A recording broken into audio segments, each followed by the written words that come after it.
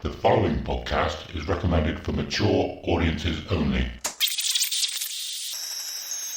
The following podcast is recommended for adults only. Maturity is not a requirement.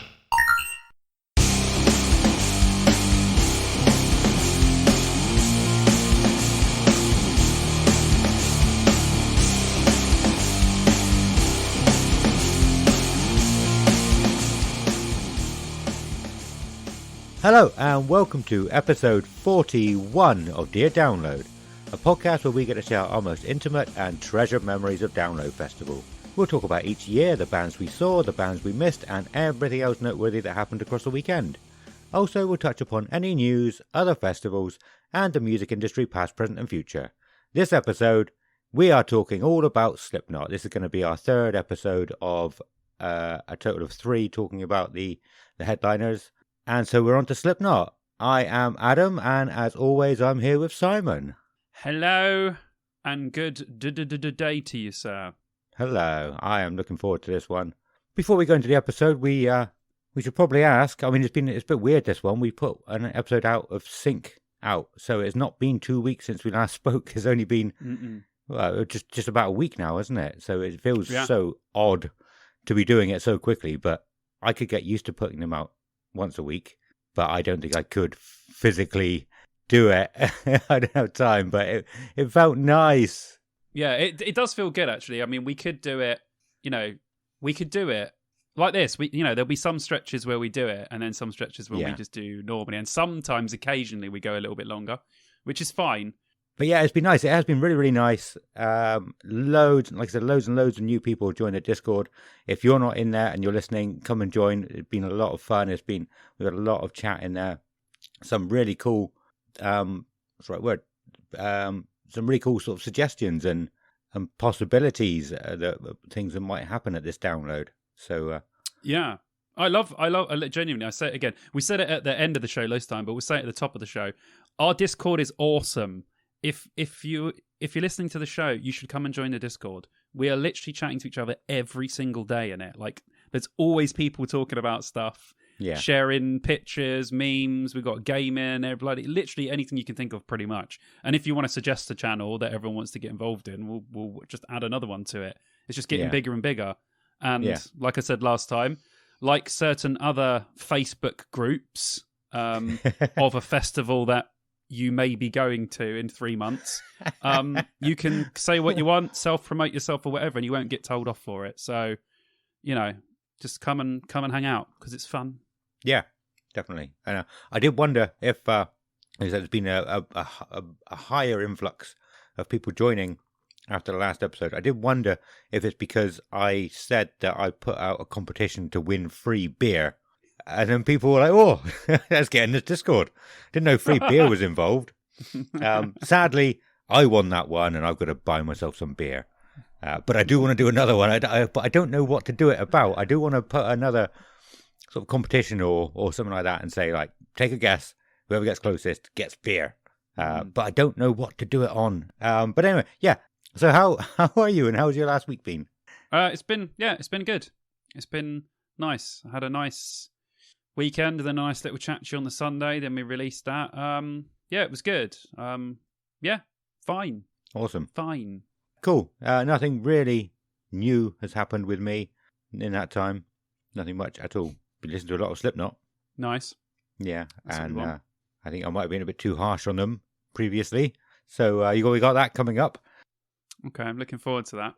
Yeah, awesome. But I do want to just read out these 2 messages that we've got, which were very, very cool and really appreciated. So it's so nice to hear these things. Oh, 100%. Well, yeah, so first up, we had a message from David Dawson on Twitter. Dawson! It's after I followed him back. It's, as you'll hear, we haven't really done a lot on Twitter recently. So it was nice to hear from somebody on Twitter. And hopefully, we should be able to get back to that. But yeah, he says, thanks for the follow back. Only discovered your podcast recently, and I'm slowly making my way through all the episodes as I'm driving around for work. Looking forward to the day you get to talking about Download 2010 and 2011, because I have some great stories for campsite fuckery for those years. Keep up the great work. Yeah, and that was really cool. Thank you, David Dawson. I don't know if you're listening to the most recent one and then going back to catch up, or if you're just waiting until you get to this point. So you might hear it in a few weeks or a few months. But yeah, thank you. Really appreciate that. And to tell you what, you aren't the only person who's asked about campsite fuckery recently. It's been quite a long time since we've even spoken about it. Yeah, when was the last one? I Like, don't how know. long ago? I don't know. It was that long ago. I don't remember. It must have been a long time ago, though. Like, legitimately a long time ago. Yeah, at least 6, 8, maybe 10 months, something like that. And it was a shame. Yeah, it was one of my favourite parts of it, but we just stopped doing it. So, so yeah, we definitely will get back to doing that. I think it's because we had some of our own, and then for a little while, it was pre-Discord days, so we didn't have that That's much. true. And then if we didn't get one from someone else, then we had to kind of like come up with something quickly and try and remember stuff. And I think we were finding it really hard because we tend to jog each other's memories a lot. Yeah. And if we don't do that, sitting there like this, going, think of download memories, and you can't think of shit. So No. I know why we stopped it, but if people want to bring their stories, I mean, as long as they're good ones, I'm sure they are, then we'll read them out and we'll bring it back again, definitely. But yeah, but we stopped it for a reason. It was a reason we stopped it. Yeah. Yeah, we definitely will bring it back. And I did say to David, like, it's probably going to be a while until we get to talking about 2010 and 2011. So, just come on and... but we're not planning on going... What download are we on? 2005 was the last one we did. And that was about a year ago. Yeah, we haven't even spoke about download 2006 yet. No. We'll get round to it. It's just there's so much stuff happening. We keep coming up with loads of ideas and we're thinking, how many people... I mean, people do want to hear us talk about the old downloads, but stuff keeps happening where we're like, we keep coming up with ideas where we don't have to like go, oh, we don't have anything to do, let's do download 2006. Yeah. Like we keep coming up with stuff saying we'd rather do that than download 2006. Not that we don't want to talk about it, but yeah, you might be waiting a while till we get to 2010, but we will get there eventually. Like, Oh yeah, definitely. Yeah, we're not going anywhere, or we don't plan to go anywhere anyway. No. But yeah, it might be a little while until we get there. So just come and join the Discord, and I did make a text channel for Campsite Fuckery specifically. So yes, I saw that. Yeah, good idea. The plan was to mention on this episode, we're bringing it back, and go and stick your Campsite Fuckery stories in there. Yeah, so that's another reason to join the Discord. Join the Discord, go to Campsite Fuckery channel, and tell us all about crazy stuff or anything that you saw at a download that we should note that we haven't. Awesome, yeah. And the other message we got was from Ryan Westrip on Instagram. Westrip! My boy. Do you know him? No. Oh, okay. I do now. Cool. But yeah, he says, hey guys, started listening to the podcast a few months ago and have been absolutely hooked. I'm a download virgin, and this is going to be my first year, so I'm absolutely shitting it and so excited at the same time. But you've helped me, out knowing what to expect and getting me even more pumped. Cheers for the many great hours. Keep it up. And I like that he's made a point of saying many, many hours because we don't do short episodes. But yeah, thank you, Ryan. Really appreciate that. Yeah, it's so nice to hear, isn't it? Mm-hmm. Keep them coming. Keep them coming. Tell us how great we are. We should probably move on to some news. We got quite a bit to talk about, I think, before we even get to Slipknot. I've got a few things written down. We did say we're definitely going to talk about In Flames' new album this episode. Okay. And there's been loads and loads of news things that I thought we could talk about. I've written a couple down, but I thought okay, let's fly through them and get to Slipknot. Yeah. But let's go through these news things real quick. Yeah. So, Simon, really quick. Oh no, you won't be really. I can't say really quickly. Bring us in with the news because it's a recorded thing. I could probably do it double time. I might do that. Simon, really quickly, bring us in with the news, please. Just play it fucking 5 times the speed. That would be great. This is the news. We've got news coming for you now. Shut up. The news is going to come now. This is the news. Thank you, Simon. So, I have some massive news. Venues taking cuts on merch. Have you seen? I'm sure you've probably seen about it. Have you seen much about it? I have. Yeah, I've heard about it. I've heard about it in the past. Like I've heard rumblings, but I didn't know that it was an actual thing. I had heard about it before. Yeah, it sounds like it's becoming quite a common thing now, which sucks. It absolutely sucks. I think so. Architects have been one of the main voices, sort of shouting about this recently. I think maybe there's others. Maybe that's just the only one that I've seen, but there might be others.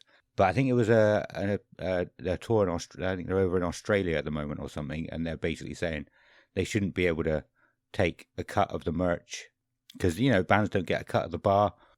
There's probably lots of arguments to and against it. I personally don't think they should take a cut of the merch sales. No, it feels wrong because bands really aren't making that much money anyway. No. But then if you think about the most productive way of doing it, we need to feed these venues as much money as possible so they stay open. So if there's no venue to play, then how is the band going to sell merch in the first place? So there's a lot of sort of, we want the venues to stay open, and we know they don't make as much money as they did. We know bands don't make as much money necessarily as they did. They make a lot off of merch and tours. Yeah. So it does feel wrong. Yeah, it feels wrong. But if they came out and said, we need this to happen to keep the venues open, then I think bands would feel slightly differently about it. But I think it would still annoy people because merch is a big, profit margin for bands these days. So that's such a grey area. It's a real grey one until we know why they're doing it. I mean, if they're doing it because they're like, we need money, like we have to take a cut of your merch because we're not making any money, then it's a bit different. It's kind of like they're begging for it, which is different to them making money and then just taking it. So I don't know. What are your feelings? Yeah, off the back of that, I suppose it depends what venues it is. But some of the prices for beer in these places are like £5-6 anyway. They're festival prices. And how much of a markup are they making on that? They shouldn't be able to take a cut of the merch as well. It depends. There's lots and lots of factors. But I don't know. I'm not sure if I'm sort of swayed by. There's a picture that is regularly posted on social media, which is wrong in the first place. It's the one that says like bands only make 0.034 of a penny or something like that from Spotify per stream. The best way to give them money is to go and see them and buy their merch. And it made me think, I wonder if these venues have seen that and gone, they're making money. We need to make some money from that. But I know that picture is wrong anyway, because the figure that it uses for Spotify streams is the absolute lowest that they give in any country. I think it's like, I'm pretty sure it's like 0.34 of a penny. Whereas in this country, it's closer to 0.8. It's double what that poster is saying. They've just seen the lowest thing, because it changes in every country. We've done an episode on this. I researched it. And so what they pay is different per country. And the people who made the poster took the lowest of the lowest and made to make it seem worse. So I know the poster's wrong. I know the poster is exaggerating it, but I let it sway me a little bit somehow. But maybe it has, maybe it hasn't. But it's a big grey area. Let us know your thoughts, actually, people listening. Go in the Discord. Let us know your thoughts on it, because band T-shirts and merch at gigs, even on the internet, it's not cheap anymore. No. For some bands, you're paying like 40, 20, 25 minimum, but you're paying 30, 35 T-shirt for a T-shirt for some bands. It's like 60 quid for a hoodie. It's like, Jesus Christ. Yeah, more than that. I think was it Lamb of God or Gojira recently? I saw someone post a picture of the merch and it was £80 for a hoodie. Like 40 quid for a T-shirt or something like that. There you go. Probably because of the venues taking a cut. They raised them to counter bands that. Want to make money. We'd like these bands to make money, but Yeah. They- But yeah, sometimes they Malevolence cancel, sometimes as well. Oh, hang on. Malevolence could have been the ones who were in Australia. I could be wrong. Did you see they it was a similar story to the merch. Some bootleggers or people who make the fake T-shirts arrived Oh, I saw that. and then set up That's shop great. outside their tour bus. Yeah. Yeah. But everyone was commenting about how good there was like a dark green T-shirt on the bootleggers racks, and so they made some. Malevolence made some, and we're like, we got 100 of these now because you say you liked them. Come and buy them. Nice. I was listening to Malevolence today, by the way. Were you? I love Malevolence so much. It's one of the reasons why I'm actually going to Slam Dunk this year. Ah, nice. Is because Malevolence are playing. Like that band are just great. Yeah. They're brilliant.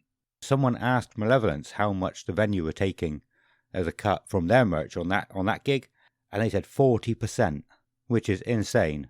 Wow. It's ridiculous, and that's got to be 40% of the cost of the value, right? Not of the profit, because you could just say, "I'm not making much profit from this."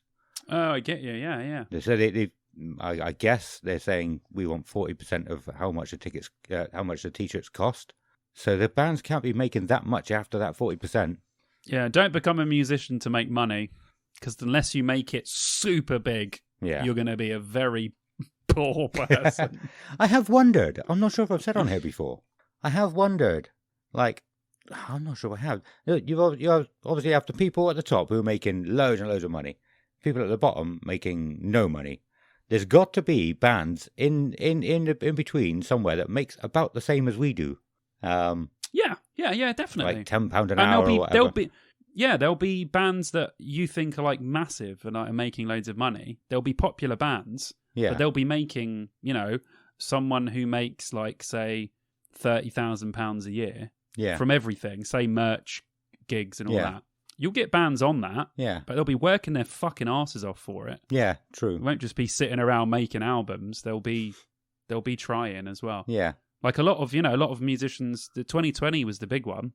Like loads of people in big bands were like, I'm literally going to have to go and get a day job. Like, Yeah. you're used to having that sort of stream of money come in, even though you work for it. But a lot of people were like, I've got to get a job because I'm not making any money. So no gigs, no money.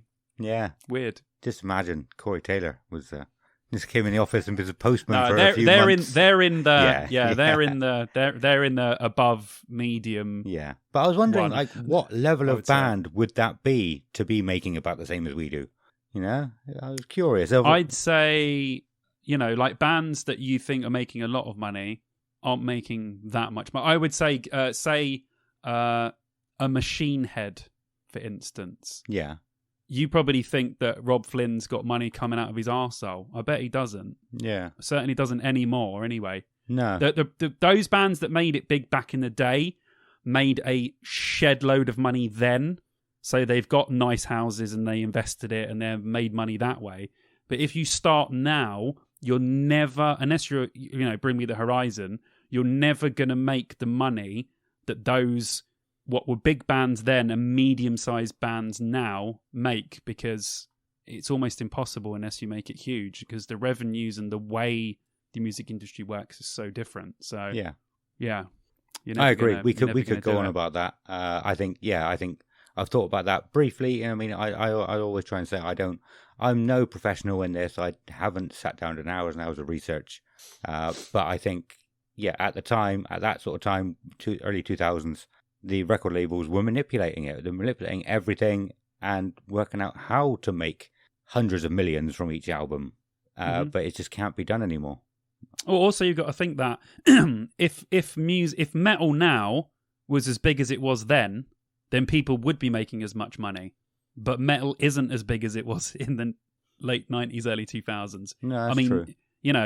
You're not going to have, not for a while, I don't think it, everything comes in waves, obviously, because you had the 70s where rock ruled, and then it kind of dulled down in the 80s, and then got big in the 90s, and then 90s, early 2000s, it was huge again. So it will come back at some point, but Yeah. until it reaches those heights again, and it's like basically the most popular form of music apart from hip hop and pop music at that time, bands aren't going to make that money again. So if you're starting a band now and you're going for another like 20 years, then you might end up being part of that curve. Yeah. So you never know. If you're like halfway through, or I would say coming to the end of your tenure now, you're never going to make new metal kind of money. Yeah. Definitely not. Yeah, You know, that's a like good point. biscuit money. Yeah, Like, yeah, you know, yeah. fucking spending £3 million on a music video because who cares? Because you've got a shitload of money. Like, you know what I Yeah. mean? Yeah, I Yeah, don't know. it'll be a while Yeah, before it's that good. happens. Good point. Like I said, I don't have the knowledge to back you up or argue against you for that one, to be honest. Let's move on. Do I have any more news? Or, yeah, that's about the news I had. There were other things happening, but I knew we probably were going to be talking about Slipknot for quite a bit this episode. Should we tussle with the elephant in the room first of all? Or the In Flames album? You teed everyone up on Discord. Come on. Yeah, In Flames. In Flames' new album, Foregone? Foregone, yeah, that's the one. Yep. It's absolutely incredible. It really is. Yes. I'm in complete agreement with you. Yeah, I don't understand where they went, what happened to them, why they are so good again. But there's one thing you said in the Discord that I said I disagreed with was you said, "Ooh, something along the lines of." I said that this is their best album since Come Clarity. Yes, That's what I said. yeah, and that's what Yeah. I disagreed with. Okay. Because it's so strange. Like I don't understand. I know I've said it recently. You said it in one of your YouTube videos as well. That they sort of went away for a little while. They died down. They sort of went out of people's scope, out of people's minds. Yeah, I would say like in the general sort of consensus, they Yeah. certainly escaped mine. I mean, Yeah. after what album was it that I was disappointed with after? So Come Clarity came. So they for me they had a run The Mirror's, like the Mirror's their Truth first was after, was it? like they had so like literally Clayman, Reroute to Remain, Soundtrack to Your Escape, Come Clarity. For me, all of those 4 albums are like incredible. Like to have a run of 4 albums that are just amazing. Yeah. And then A Sense of Purpose, The Mirror's Truth, and I was really disappointed with it. And then I saw them that year at Download on the main stage 2008. Yeah. And the sound You did say that before, sucked. yeah. It sucked so much. I took everyone to see In Flames because I was like, by this point I'd seen In Flames like, I don't know, 5-6 times. They were fantastic live. I was like, everyone, we're going to go watch In Flames because they're going to blow you away. Yeah. They didn't.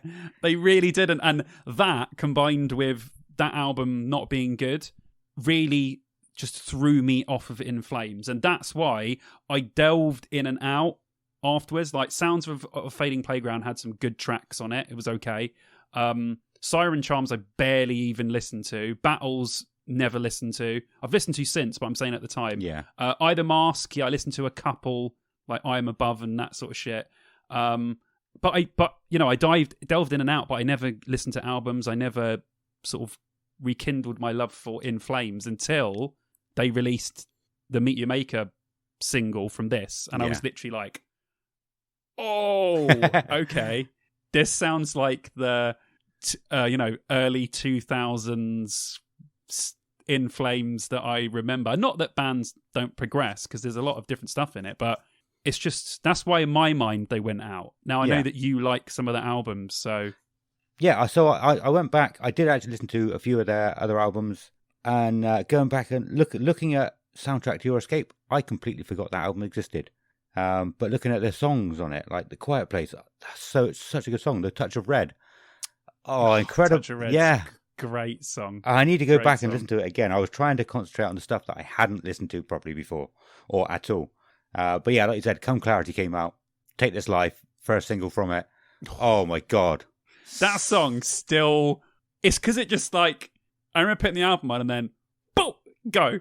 Yeah. I was like, whoa, okay. Yeah. They are not messing around on this one. Yeah, I love it. it was Yeah, all so of them. good. Leeches, So the good. second one. What Oh was my the God. second? That might be, do you know, that might be that could be the best In Flames song, Leeches. I mean, there's just too much Yeah. good stuff on that album. Yeah.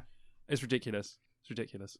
And I think, yeah, it was after that, A Sense of Purpose, where I sort of started to go off of them. Similar to you as well, I'm pretty sure I would have seen them in 2008.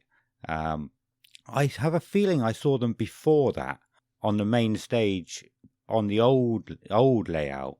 I could be wrong, but I know. I'm pretty sure they might have. I'm sure they might have played. Yeah. Like, not from memory. I can't remember, but yeah, Pretty sure that's I the did. first time I remember them playing. Yeah, But you went to others that I didn't go to. So yeah, and I know I said before, I've never been too blown away by In Flames live. I absolutely loved them on CD, so I was like, I need to go and see this band, and it just didn't do it for me. And that could be why I kind of went off with them. But yeah, the same as you, they kind of just left my mind for a bit, and I think that's the same for a lot of people.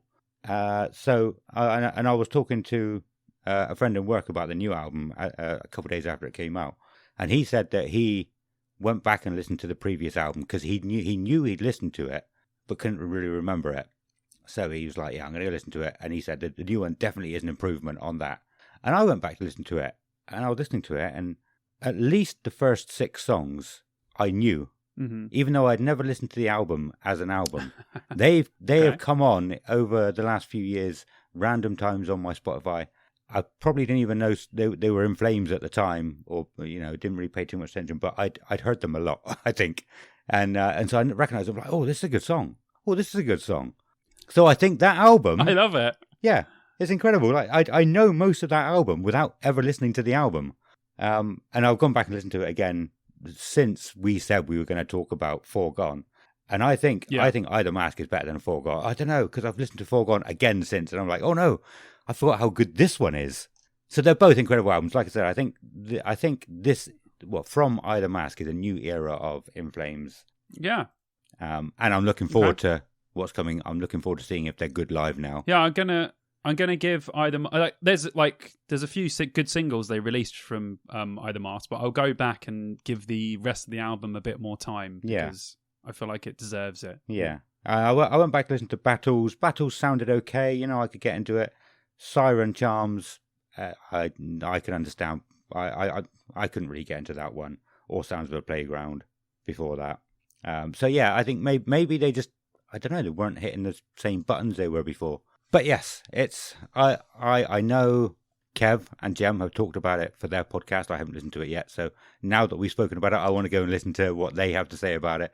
I am very interested in hearing what everyone thinks about this album and the previous albums. If sort of you took a break from In Flames the same as we did.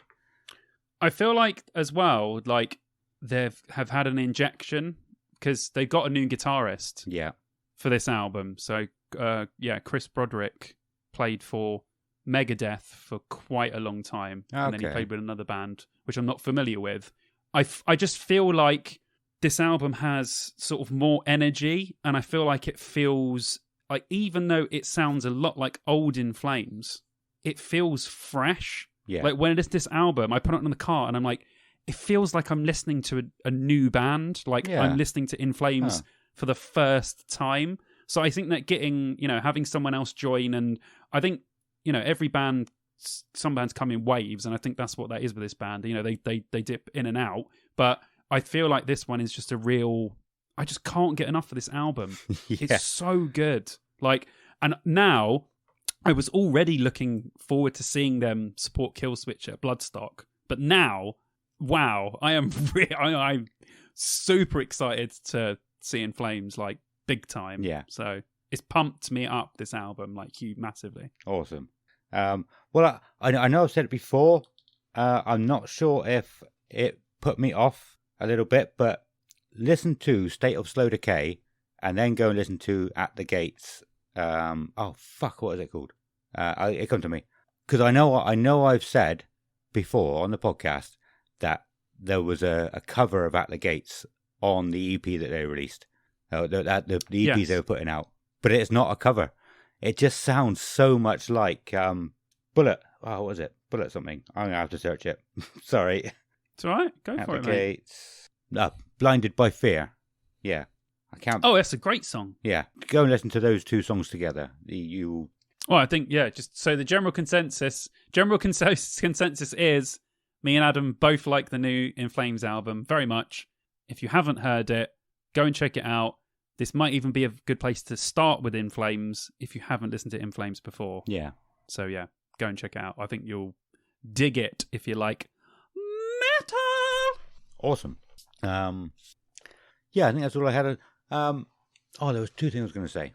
But yeah, so at this point, I just want to say, I know I've said before, when we do the Dear Download Awards at the end of the year, I will have a spreadsheet of all new releases that have been released and what we think of them and all that. I have realised already by February that's not going to happen. There's too many. I don't have time to list them all and listen. I'll probably have time to listen to a lot of them, but I know there's so many we're missing as well. So, yeah, I'm going to just put a stop to that. Come up with something. Yeah, we'll still do it, but I won't Yeah. have like a list of hundreds of albums that have been out this year, hundreds of EPs that have been out, hundreds of singles that have been out, because I don't see all of them, which is also annoying. Another thing. We can only talk about the ones that we see or listen to, so we can't talk about everything. Yeah. Another thing I was going to say about In Flames is like we're probably right about how they dropped off, but you don't know in this day and age because everything is targeted. You know, you talk about we'll probably see seeing a lot of In Flames because we've been talking about In Flames around our phone and typing it. Everything is watched. Everything is targeted. There might be other people, little pockets of people who never went off of In Flames and they never knew that they dropped off for some people. It's 100% weird, and so we don't know. Because you think everything you see is relevant to everybody, but it's not, and it's so annoying that happens. And it's the same with Spotify as well. Like, it shows you the new releases of the people who you listen to and people who are similar to them, but there's probably other new releases that it doesn't think you like or don't think you know of. So it's so hard to keep track of it all. Yeah, well, let's just say we can only talk about what we know or what we've heard. Yeah. So, in that vein, can I talk about two things that came out? Oh, go on then, yeah. I just want to talk about some singles real quick. Sleep Token released another song called Vor, which just sounds like old Deftones, not in a bad way. Okay. But it's just every single new band now that's in the sort of metal or melodic or core that down tunes now, it just all sounds like old Deftones. All of it. That's not a diss, but every sort of band in that genre, and Sleep Token are their own thing. Yeah. But this song just sounds like old Deftones. That's not a diss because I love Deftones, but yeah, it's really good. It just sounds like old Deftones, and Vessel actually does some disgusting screaming, which he does not do often. Normally, it's just beautiful singing. So I thought that was good, and really good. Looking forward to that album. And The Used released another track called People of Vomit, which is amazing. Yes, I'll listen to it so once or twice. Yeah, I'm really looking forward to what The Used bring out next as well. And that is all I wanted to talk about. Thank you, sir. Cool. I think that's all of my new releases. I have been listening to a lot of Slipknot for this episode. Good. They are Good. They're one of the bands now in the bands that I've listened to every one of their albums. Nice. Yeah. Good man. So yeah, shall we have Ronnie bring us in to talk about the main topic this week, which is Slipknot? Yeah. Go on. Hold on. Let me bring him in. What was that, Ronnie? What? You're now a member of Slipknot and you can't talk. You've got to go onto the stage. Corey Taylor's calling. Okay, see you later, mate. Sing for me, devil!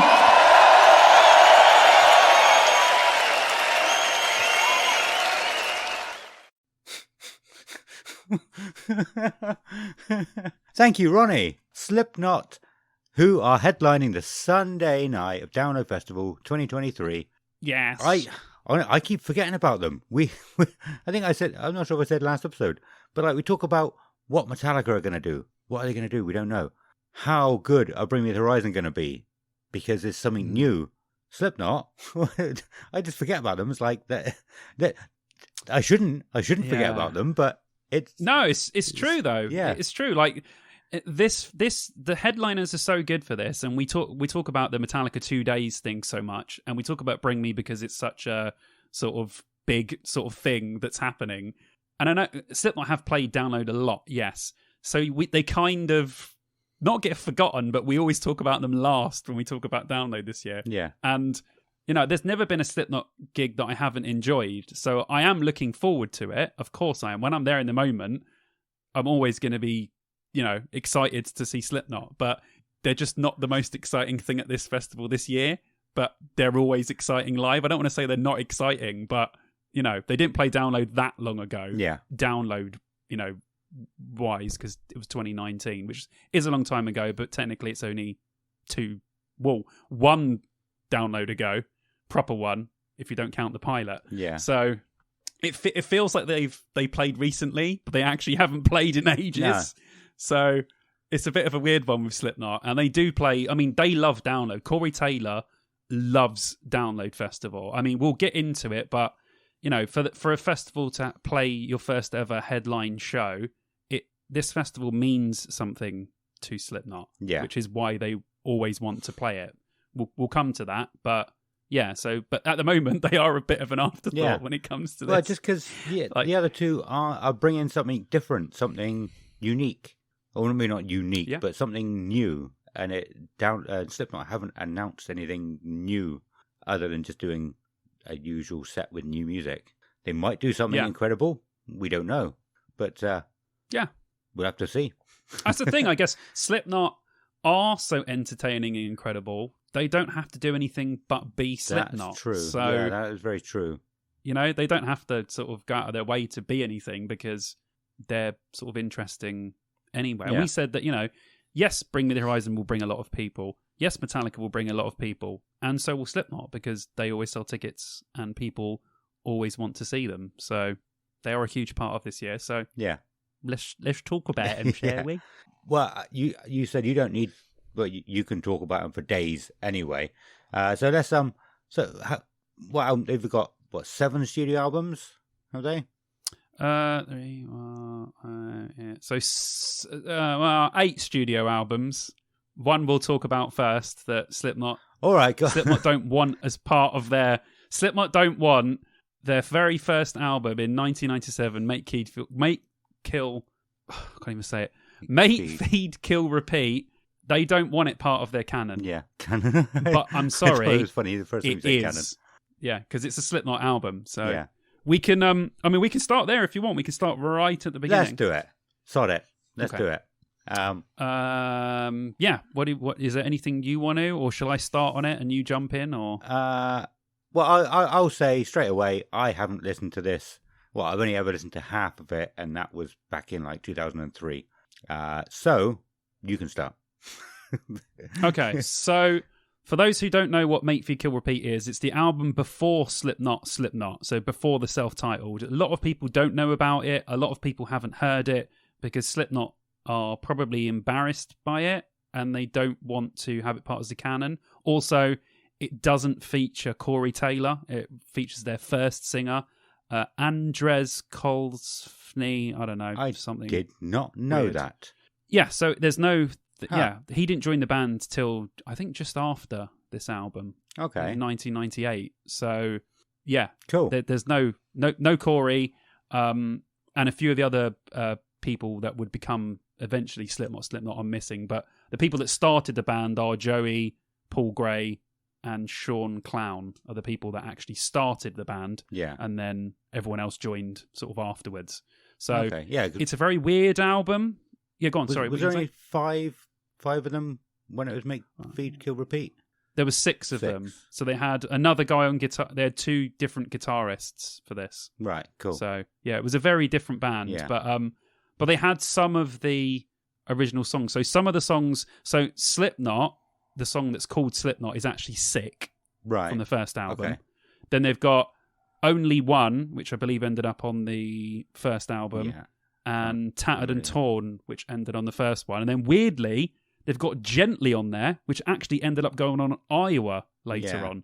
So I would recommend Make, Feed, Kill, Repeat to listen to the songs that eventually ended up on other albums because it's interesting to listen to them almost like demo versions. Yeah.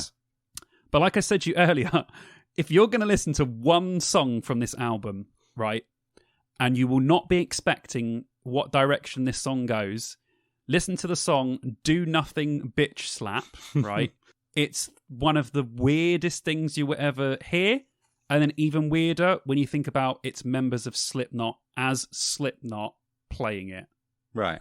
And then report back. I will. Yes, I will listen to that. Yeah, I almost forgot what I was gonna say earlier, but I think what you were saying about it reminded me of there was a group of people who came together to try and write the worst song ever. They put a survey out and tried to find the most horrible sounds that people could think of, and they put them in a song, and it's like an hour and a half song or something like that. And you can apparently find it on YouTube. It's like the worst song ever written. Oh Jesus! And I thought that should be the first listening party we should do when we do eventually get okay, Patreon. Okay, we'll listen to the worst song ever. Okay, that sounds great. Awesome. That sounds great. But yeah, so it's very weird. It's very weird. It's not technically canon, but I think if you're a huge Slipknot fan or even just a bit curious, you should listen to it because it's weird and worth listening to. Yeah. Because it's so weird. It's not a good album by any stretch of the means, but it's for curiosity's sake. Listen to Make Feed Kill Repeat. Yeah. So, I would assume it's on YouTube somewhere, yeah? Yeah, it's not on Spotify. No. Because like I said before, Slipknot don't want you to know that it exists. So it's on YouTube 100%. Cool. Yeah, because so go and check it out. back in the day, like, the only people who even had it over here were people who could get it like downloaded illegally. And that wasn't easy to do at the time either, was it? Not without getting a load of viruses. Do you know what? I had it on CD back in the day. I've still got it. I'll take a picture of it for you. I went to Camden Market and there was a guy selling really weird versions of albums with like bonus tracks on and live tracks and all this. And he had Make Feed Kill Repeat, not with the original cover, a different cover. So it had all of Make Feed Kill Repeat. And then it had loads of live stuff from 2000. Huh. So I bought that. Nice. I'll take a picture of it for everyone in the Discord. Yeah. I'll stick it in the Discord. But yeah. So I was literally like, there was no Wikipedia or anything at the time. So I was like, what on earth is this? Is this Slipknot? And at that time, I think only Slipknot was out. Yeah. So I was like, oh my God, like Slipknot music. And it was rubbish. And I was like, oh. And then I read up on it in a couple of magazines where they mentioned it. And then I was like, oh, okay, I understand what it is now. Yeah. But when I first got it, I was like, I've just got these Slipknot songs that no one's heard before. Yeah. Like, what the hell? And I'll show it to you. It's got a really dodgy cover. It's great. But yeah, I got it from some CD guy in Camden in like literally 2001, like just before Iowa came out, I think. Yeah. But Did yeah. he bring it out in front Weird. of Slipknot's tour bus? I know this album exists. Don't try and bury it. Awesome. Yeah, no, I will get around to listening to that. I think, like I said, I did think about it today, but I got really, really busy at work because I listened to all the other stuff, which is unlike me. Oh, that's cool. So I was like, I should maybe give that a listen, but no, I didn't get around to it in the end. It's not canon, so it's fine. Is Just that listen to Do real? Nothing Is that Bitch a real Slap. word? Because I just assumed you would use that for like stories where they don't want part of a story to be canon. Well, no, movies, where I would use it most. For what? Movies, yeah. Talking about movies. Yes, movies, stories. Because people would say that, comics. you know, yeah, all the Alien films are canon apart from Yeah. Prometheus Okay. and thingy. They're not canon. People don't, you know, fans don't consider them Yeah. canon because they're shit. Like, not Prometheus, I like that. Yeah. But, Well, I know the word, the other one. and I know what it means, but I didn't know it was used in relation to music. So that's why I laughed the first time you said it. Now you keep saying it. I'm like, oh no, I can't laugh every time. It's maybe it's a real thing that I don't know about. I just used it because I thought it fit. It does fit. Yeah, I will definitely listen to that. Well, let's talk about Slipknot. Ooh. Yeah, I don't. Did I own this back when I had a seat? When I used to walk around with a Discman? I don't think I did. I listened to other people's versions of it. So I don't think I personally got into Slipknot that early. I did have some other friends who got into them way before I did. Yeah. But what an incredible album! Oh, brilliant. I mean, can we just like this album was, for me, one of the reasons why I love metal music. This came in at the time when this introduced me to listening to heavier music. Like, I remember the first time I saw Slipknot, I was at my friend Daniel's house and we were watching MTV2, and they had this like, I don't know, it was like a news thing, and they were talking about Slipknot. This is 1999. We were playing fucking Dreamcast. Yeah. And they were interviewing Clown in the original Clown mask, and I was like, what on earth is that? And what is happening here? And they just showed a couple of clips of their live shows, and I was like, oh my God, that's wild. I need to find out what this band are. So I bought the single Wait and Bleed on tape. Nice. Unfortunately, I do not own that anymore. I don't know what happened to it, but I had it on tape. But that wasn't the first time I had them. I just had to get the tape in. They were on. I was reading Metal Hammer. I've still got my original Metal Hammers downstairs from 1999, from 97 to 99. Yeah. And Spit It Out was on a free CD. So technically, Spit It Out was the first Slipknot song that I heard. Okay. And then they put out one a couple of weeks later that had Surfacing on it. Then I went and bought the Wait and Bleed tape because they released it as a single. But yeah, I was just instantly blown away by it. I covered my entire room in posters. I had the top bunk, and my entire cover of my ceiling was just Slipknot posters, members, group posters, everything. I was absolutely obsessed with this band. Even when, at this time, we talk about how long it took them to get their masks off, because it didn't actually take that long. We've said that really. Before, haven't we? It seems like it did, but it really didn't. But at that time, they were just numbers in the magazines. In Metal Hammer, when they interviewed them, they called them 0, 1, 5, 8. I didn't know Corey Taylor was Corey Taylor.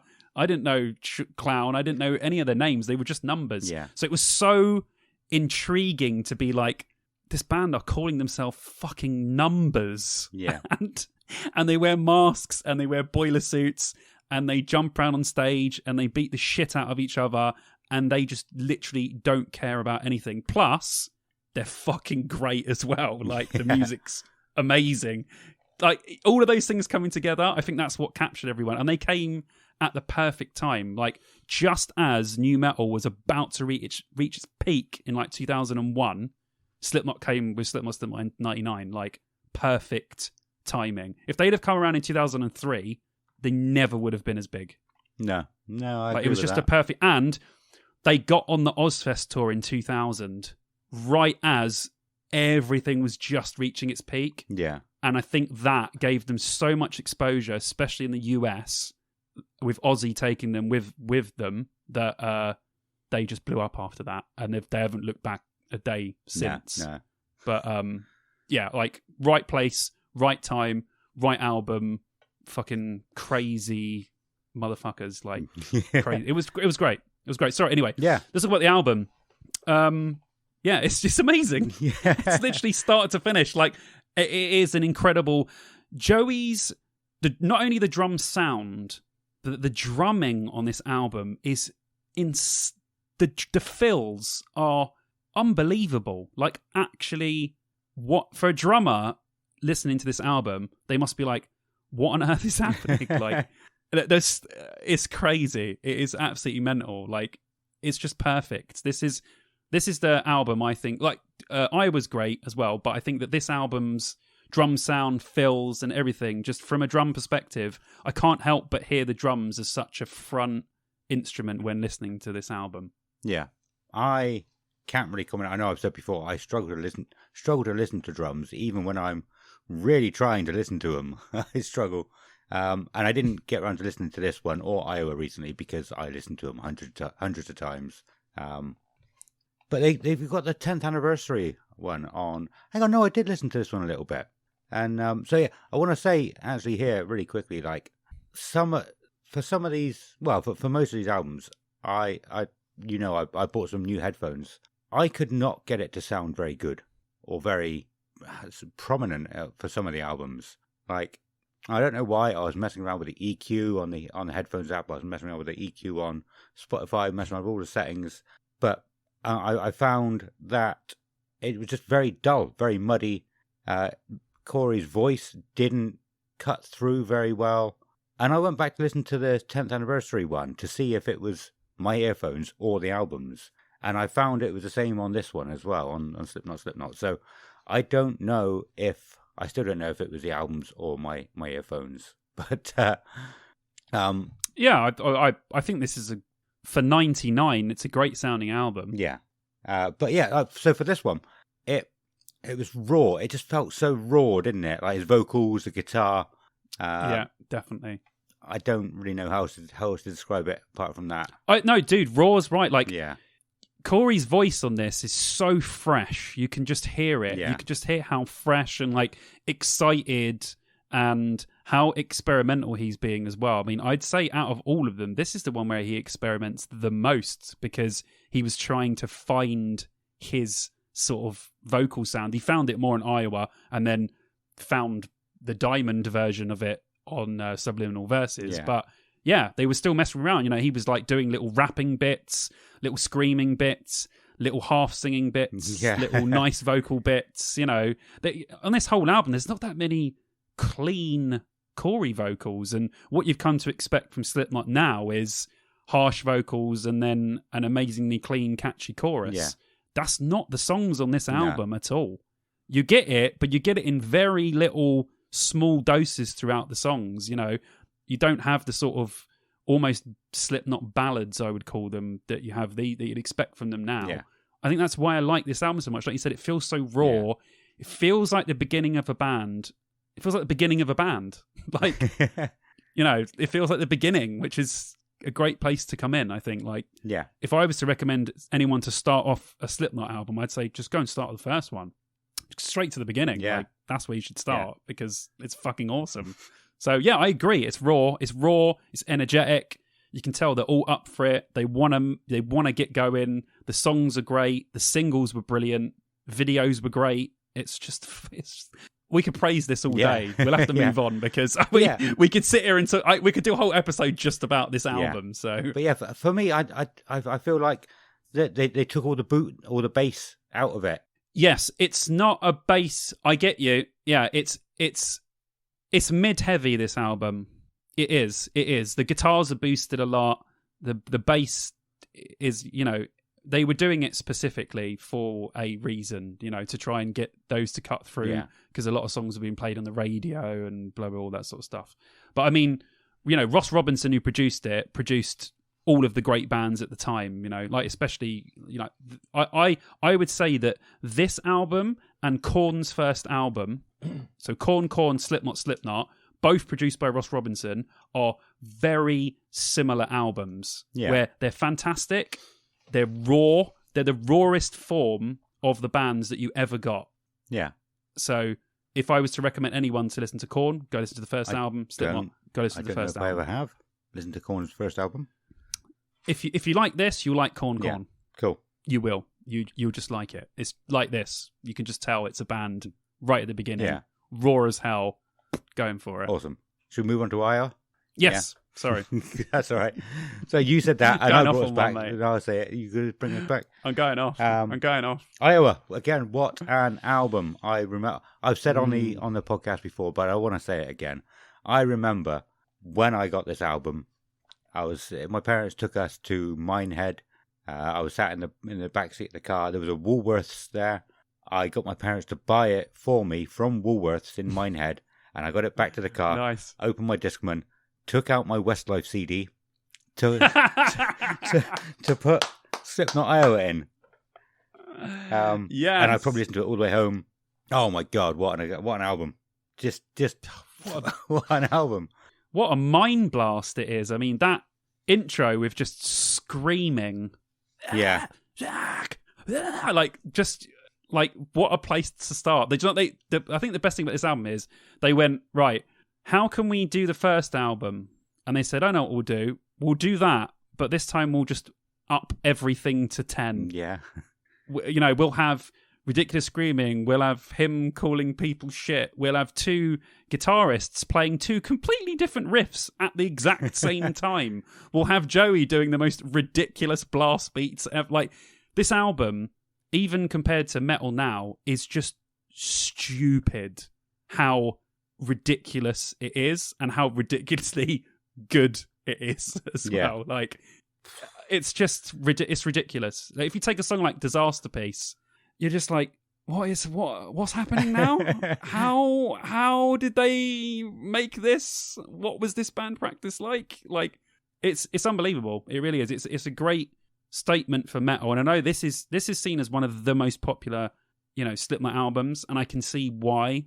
I can see why they still play tracks off of this now, because it's fantastic. It is just a brilliant album. Great videos. I completely remembered as well. We were watching, so I bought this Slipknot related. I bought the first 4 Resident Evil movies to show Vicky, and then I completely forgot that My Plague was a video for the Resident Evil first thing, and we watched the movie, and then the credits started rolling and the Slipknot started playing, and I was like, oh yeah! Oh my god, I completely forgot about the video where it's got like live clips and then loads of clips of the Resident Evil movie. That had completely skipped my brain for some reason. Yeah, it was cool. So yeah, really cool. So yeah, I mean, this album is just. And do you remember how much the Left Behind video was played on Kerrang? So much, but I never got bored of it. Some bands you can get bored of quite quickly, or some songs, but this one, it was just incredible every single time. Yeah, great video as well. If you've never seen the video for Left Behind, you should go and watch it because it's excellent. It's really good. I did the right one, and I did the one where there's sort of loads of people with tops off storming the house. Kid on the that's Psychosocial. Yeah, that's Push My Fingers Into My Eyes one. Yeah. This one's the kid on the bike who's getting bullied, and then he is eating the weird cereal. Yeah. Oh, okay. Yeah. And then it's got Slipknot in the rain. Yeah. No. Hang on. Yeah, you remember? You remember? I would have seen it definitely, but oh my god, you would have seen it a million times. It should be. It's burned into my retinas. I watched that video so much. Yeah, no, I definitely would have.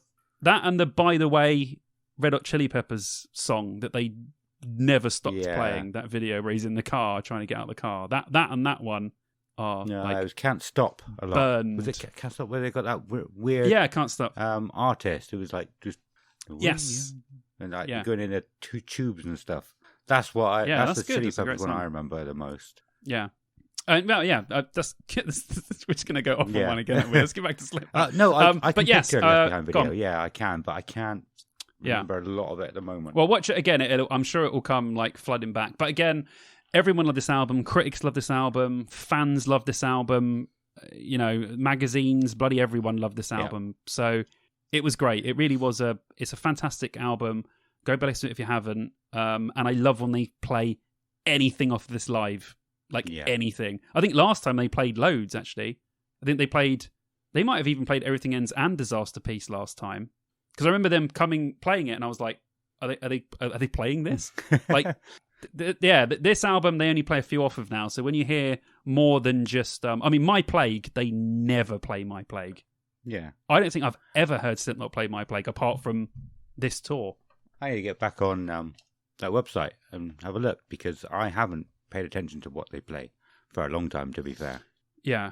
To be fair, I will say, from this album, one of my favourite, not my performances, because I thought that I thought it was the worst time I've seen Slipknot Download, 2013, overall.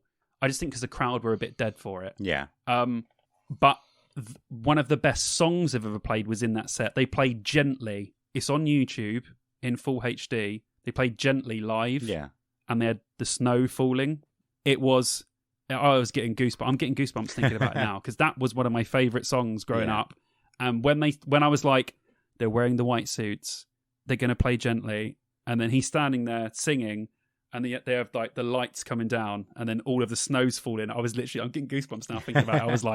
I was like, this is an incredible moment. So yeah, go and check out Gently from Download 2013 on YouTube if you haven't, because it's fucking amazing. It's brilliant. It's really worth listening to and watching. I wasn't. But yeah, is there anything else? Go on. Sorry. Just boring. What are you going to say? I wasn't. Just boring. Wasn't overly keen on Gently, if I'm honest. I think it's a bit of a slower one.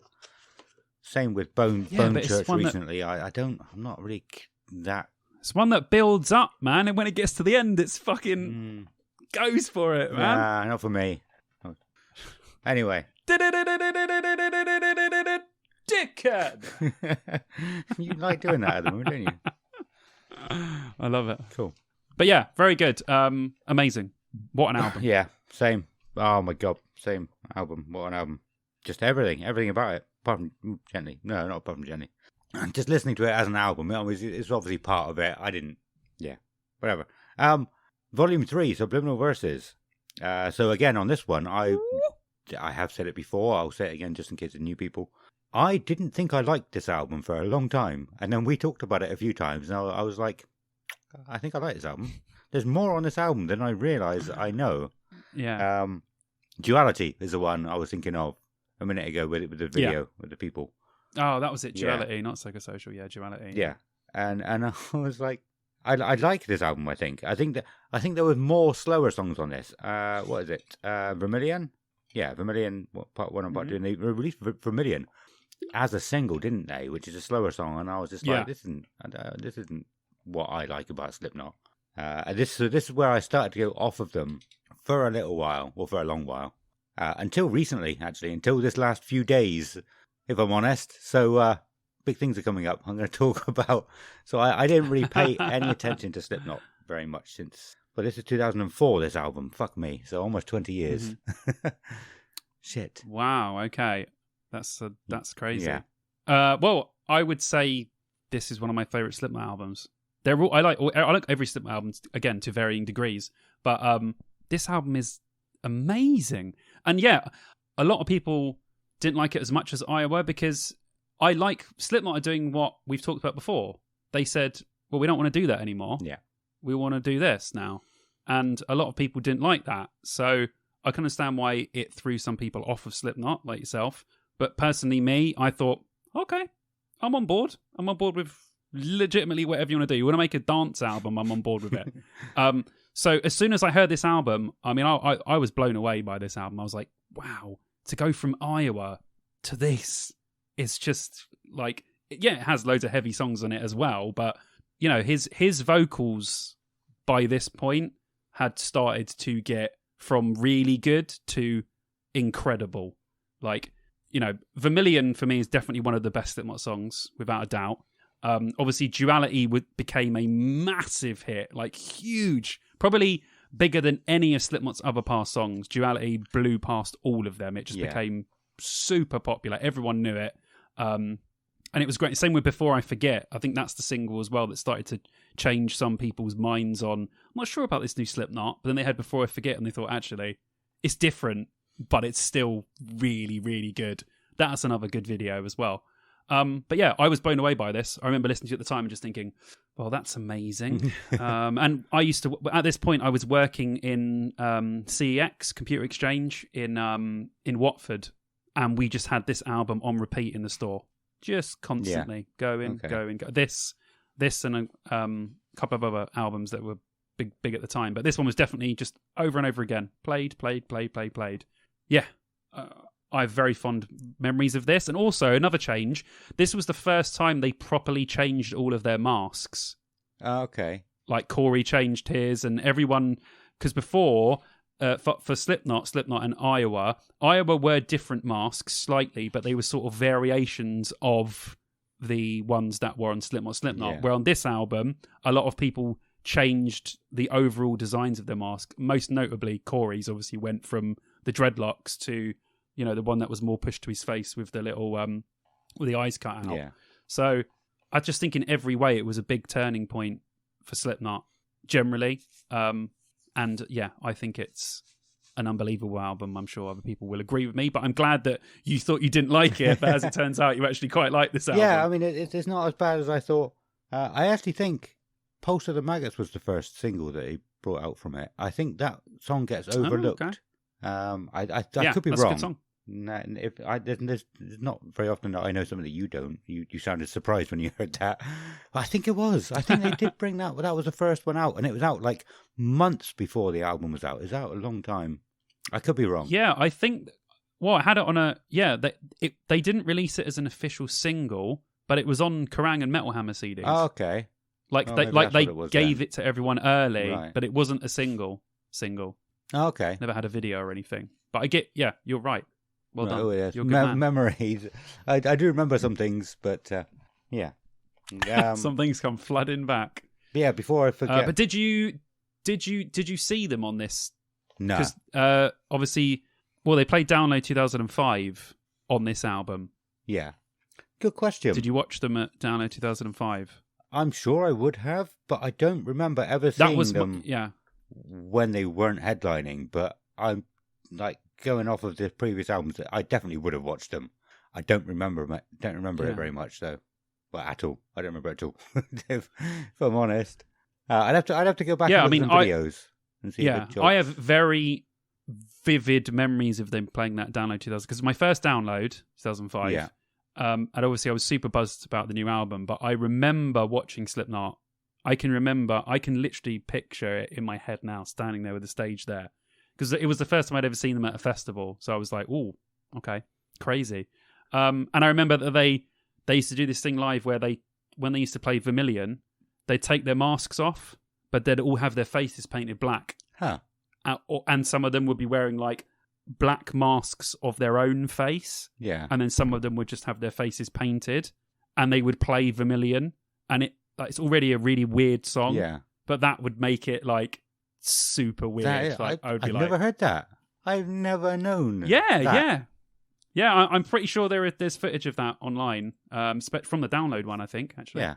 So, but yeah, that made it, because I already loved that song, but that made it super cool and super weird to see Slipknot take their masks off. Yeah. And you were like, what on earth is going on now? Like, by this point, you know, we already knew what a lot of them looked like, but it was cool to see them in a different sort of weird light. And I do remember as well that in Left Behind, and I'm sure other people will recount this, when they played Left Behind at that gig, the moment in the video where it starts raining, it started raining at the exact same time live. And that was also another thing that was really trippy, and probably why those two things make this performance and it being my first download like seared into my memory like forever. Yeah, you said 2005 then, did you? I know Yeah. you said that before. Yeah. I don't think I knew you were talking about 2005. I don't recall it. I don't remember it, but I do want to go back and watch some videos to see if it brings back some memories now, because there's no way I would have missed them, right? Surely. I can't remember. No, probably not. Probably Yeah. not. You were still in your early download days then as well, so it would only Yeah. been your third one, but you would have been to Ozfest before as well, so you would have been on your first sort of roll. Yeah. Yeah, well, obviously, yeah, I said I went to Ozfest. Then the first download with people I didn't really know that well. So it was only, 2004, 2005 was when I first started going with some really good friends and just drinking and just getting massively drunk and just sat around in the campsites. So, yeah, I don't know. I don't think it's possible that I missed them, but I don't remember it either. I did see them on the Iowa tour. I think a lot of people probably saw them on that tour. We didn't talk about it, but I think you said you saw them on the Iowa tour. Yeah. Yeah. Lucky. Incredible. One of the lucky ones. Yeah. I don't know if that was the first time Joey ever did the spinning drum kit. I think it might have been. Yeah, probably. It was. Yeah, I think it was. They definitely weren't doing it on the first album. So yeah, wicked. Oh, actually, do you know what? I forgot to say Go something. on. In 2000, when they were going to play England for the first time, they were playing at, I want to say the Astoria. Yeah, it was the Astoria in London. Rest in peace, the Astoria. For fuck's sake. Another good venue gone. It's been a while now, but it still should have hurts. taken a cut of the merch. Might have still been going. Yeah, well, no, they knocked it down to widen the railway lines for the 2012 Olympics. Oh, that's rubbish. So, yeah, it sucks. But anyway, they were playing at the Astoria, and at that time, obviously they were popular, but they hadn't quite blown up as big as they obviously were going to get. And I asked my mum if I could go, and she said no. So I could have seen that very first show at the Astoria, and I read the reviews in the Kerangs afterwards, and I was devastated that I didn't go. Yeah. And my mum was like, "No, you ain't going to that." You got to bear in mind I was 15 at this point, so I was Yeah. super young, but I was like, "Oh no, I can't go." And I think that's always annoyed me. It's like, I think I'm going to hold that against my mum till the day she dies, I think. But yeah, back to Volume 3, Subliminal Verses. So yeah, I mean, some of the songs I quite like. Well, yeah, going through the song tracks, The Blister Exists, Duality, Pulse of the Maggots, Before I Forget. Yeah, this is a very good album. I don't know why I didn't like it for such a long time. But yeah, like I said, you like it now? Yeah, so. I do. But it did put me off for the rest of these. So a lot of these albums coming up are, I listened to them for the first time only recently, which seems strange to say, seeing how big Slipknot are. But yeah, I don't know if there's many other people in the same boat as me who just sort of went off of Slipknot. You have to let us know. But it seems like everybody likes them. Yeah, but there'll be a few because Subliminal Verses was such a weird change from Iowa. Yeah. I knew a lot of people at the time that were a bit like, it took a while for them to get into it, but I think a lot of people probably got forced just by the amount of play that they had. Yeah. You know, you hear Duality and you think, I'm going to check out the rest of the album, and then before you know it, you listen to the whole album. So, but yeah. Should we move on? Yeah. So the next one is All Hope Is Gone. Looking at the track list, the only song I knew from this one was Psychosocial. And I did enjoy this song when it was first out. I don't really know why I didn't give the album a chance. Maybe it was a bit too different. Yeah. I don't know. Well, this album, I don't know whether it's just a recent thing. And I know there were like bait articles, right? But I'm going to do a whole thing about Metal Hammer articles on my YouTube because they are really starting to piss me off. Really badly, yeah. With some of their stuff that they say about albums and stuff. I went on a whole rant today about Paradise Lost because they said a Paradise Lost album was bad just because it's one that wasn't metal. I went off. But we get that's a whole nother thing. But this album, I've noticed in all the articles and all of the like Slipknot ratings, always seems to get shit from writers, and I don't know why.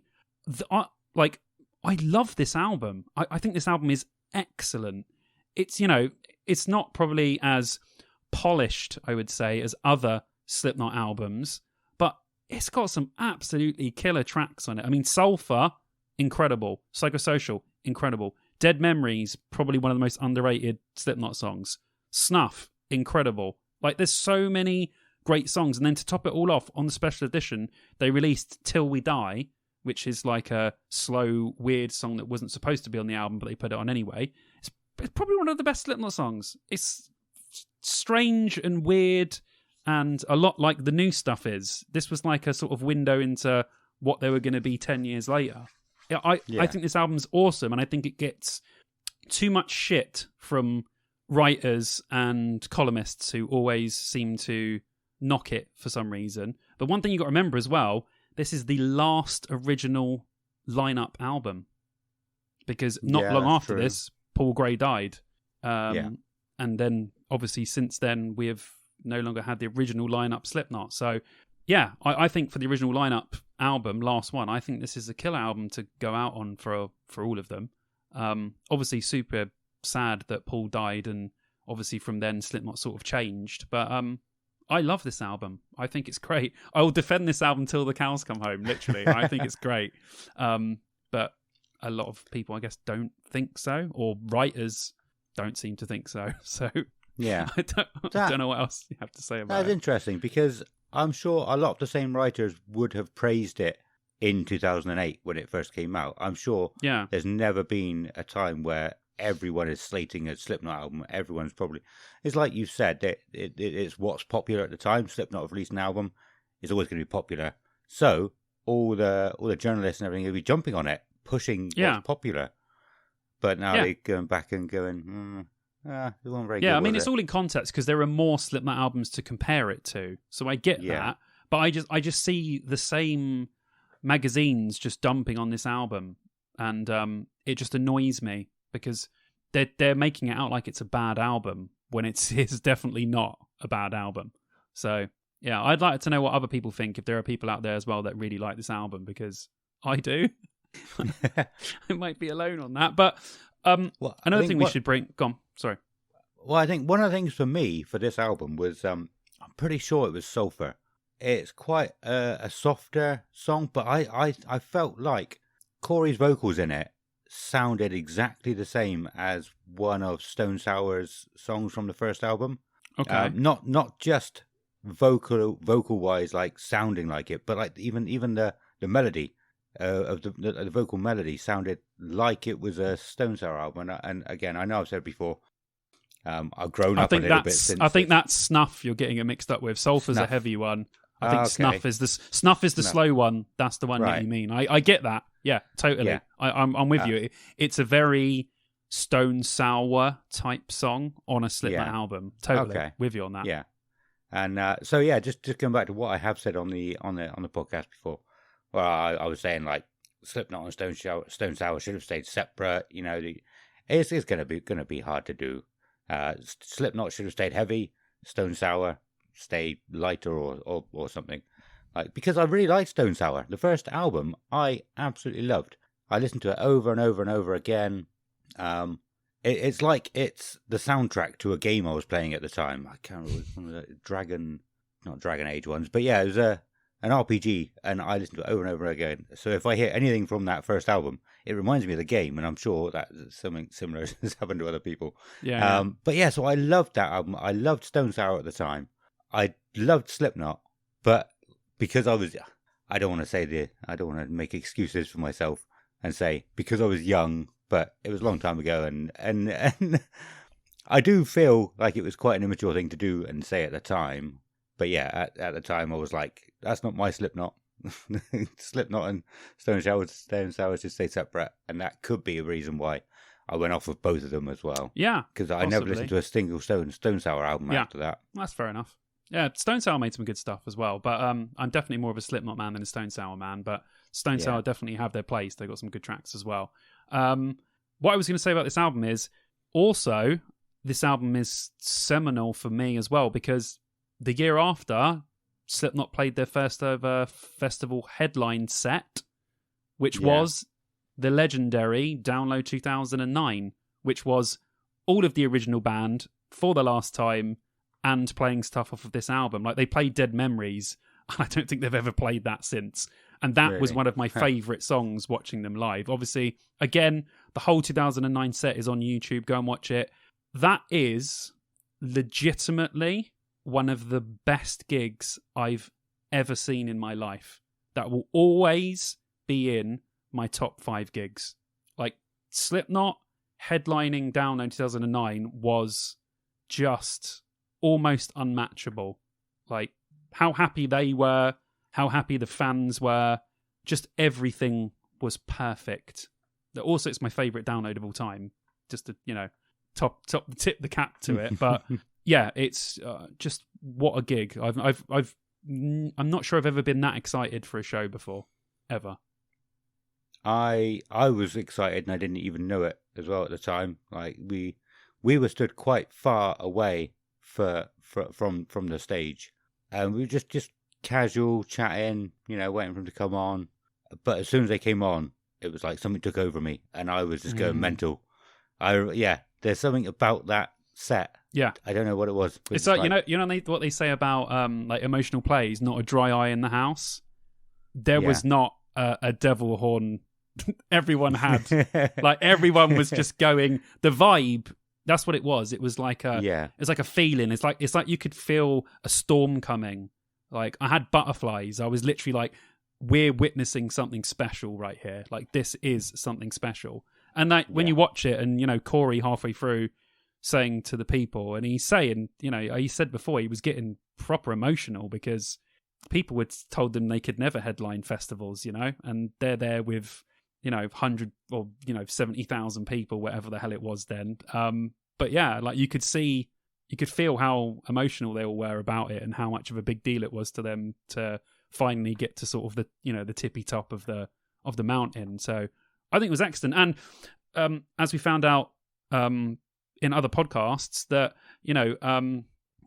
people were telling people, the people that were booking Download, not to put them as a headliner because they didn't think that they could bring in the numbers or headline the festival. And it's crazy now when you think that people were telling Andy Copping not to book Slipknot as a headliner, but you've got to think about it that then they hadn't there hadn't been a headliner before. It's kind of like Bring Me the Horizon now. Even though I'd say Bring Me the Horizon I want to say bigger now than not bigger, but okay, but more likely to headline. But it's just weird because you would have thought Slipknot have always been headlining festivals. Always. Yeah, exactly what I said earlier. It does feel weird thinking about they were at one point not headlining. But still, playing but not headlining. Yeah, so a lot of the feelings that people were getting about Bring Me the Horizon headlining this year are a lot of the feelings that we had at the time when Slipknot were announced, because it was like, wow, oh my god, Slipknot are going to headline Download, and that's the same thing I get this year when I'm incredibly excited to see Bring Me headline. I'm getting that same sort of vibe.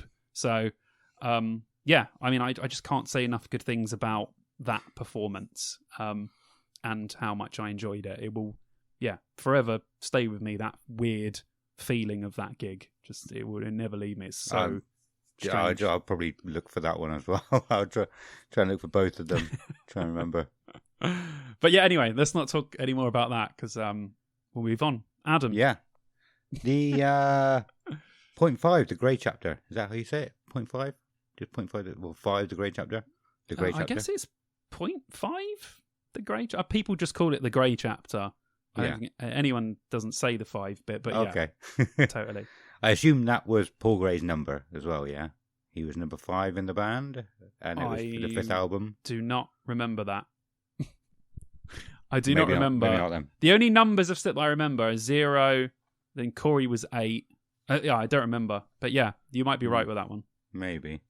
But I listened to this album for the first time ever recently, and what an album it was. So one thing I want to say quickly again as well, like when bands sort of drop off a little bit, Slipknot probably did a little bit, not that much compared to others, and people want them to be popular again or as big as they were. It seems like every album it comes out and people will say they're going back to their roots, they're going back to what they were like, Slipknot. Or Hybrid Theory, they're going back to Hybrid Theory for this album, and it never seems to be true. But this, I feel like I kind of went off of them as well a little bit because I thought they weren't as heavy as they were. But listening to listen to these albums, they are. Some of these songs on this album and the other albums that I hadn't listened to were really heavy and were really Slipknot like. Maybe the songs they released as singles weren't as heavy as their album songs. Yes. So I would have heard some of the singles and gone, nah, I'm still not interested in them. But the Slipknot you actually wanted was actually on the album. Yeah, absolutely. Totally, although I will say, from this album, I think The Devil in I might be the heaviest single they've ever released. Okay. A lot of it has the slow bits, but when it goes fast, at the end... And the other bits where it's almost blast beats, because obviously we have to say, Joey left the band before this, and they had Jay Weinberg come in, who is also an incredible drummer. I think that him coming in and Alessandro, the bassist, coming in to this sort of lit a bit of a flame underneath them. Okay. And this album had a bit more oomph to it. I think adding those 2 new members just gave them a little push to say, do you know what, we're going to really give this album our all. And obviously they wanted to dedicate everything to Paul as well. So I can see why this album had such a big punch. But I'd say Devil in I mean, when I heard that, when I saw the video to that song, I was blown away. I was like, okay, that might be one of the most evil and insane things I've ever seen in a music video. So if you haven't seen a video for Devil in I haven't. Slipknot doing their Slipknot thing, but to initiate the 2 new members into Slipknot, they're wheeled in on these little like wheelchairs almost. They're like wheeling around for half the video, and to initiate them into the band, all of the members of Slipknot stab the new members to death in the video, thus incorporating them as death into the band. And then shortly after they've killed them, you see them for the first time in their masks, in their full Slipknot gear, going for it, playing with the rest of the band. I thought that was so cool and such an awesome way to introduce 2 new members into the band. I was like, that's sick. Yeah. I will say never seen though, that. I will Tom, watch you've it. never seen that? Oh, mate. No. If anyone, I mean, a lot of people probably have. If you've never seen the Devil and I music video, not only is it an incredible song, what a video that is! It's brilliant. Also, Corey's mask on this album, the Goblin mask, is horrible. It's a horrible mask in a good way. It just looks horrible. And I'll say that Kill Pop as well is probably top 10 Slipknot songs for me, easily. But should I tell you what? I didn't like this album when it came out. Really? It's the first Slipknot album that came out where I listened to it all the way through, and I was disappointed. I was disappointed at first.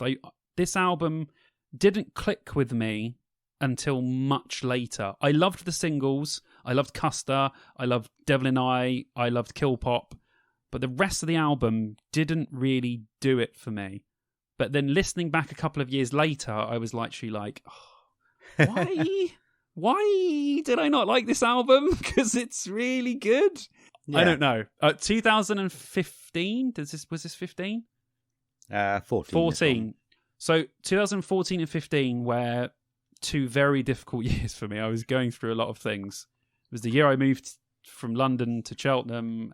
Just a load of things happened. I was going through a very bad time at that point. So I think that had a little something to do with it. But also I didn't really give it the amount of time that I should have given it. But then a couple of years later, I went back and went, oh, this is so good. I really like it.